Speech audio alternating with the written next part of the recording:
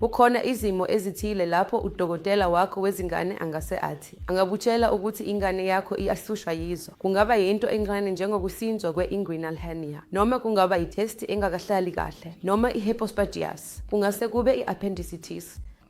Ngakho-ke, sithanda ukukutshela ukuthi kunezikhathi ezithile eziqondile okufanele zilandelwe ngoba ekupheleni kosuku ingane ikhula futhi phakathi isigaba ngasinye sokukhula kubaluleke kakhulu ukuthi isitho sibe sendaweni yaso ekahle noma isikhundla.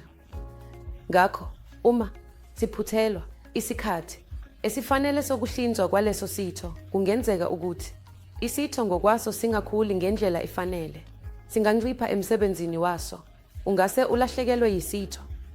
Kubaluleke kakhulu ukuthi abazali bakuqonde lokhu, ngoba umbuzo ovame kakhulu engiwuthola kubazali uthi ingane yami ayincane kakhulu, noma ngibona ukuzisola okukhulu ebusweni babazali uma befika eneminyaka 5, 6, 8, bese bethi sifike sekwephuzile ngoba sasicabanga ukuthi ingane yethu incane kakhulu. Ukuhlinzwa bekungeke kuphephe.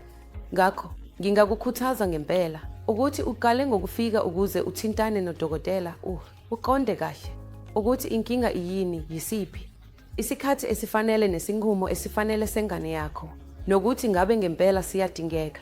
Futhi-ke uma usususe konke ukungabaza kwakho futhi ukwesaba kwakho sekududuzekile ngokuphelele, khona-ke ungenza isinqumo esinolwazi mayelana nokuhlinzwa kwengane yakho.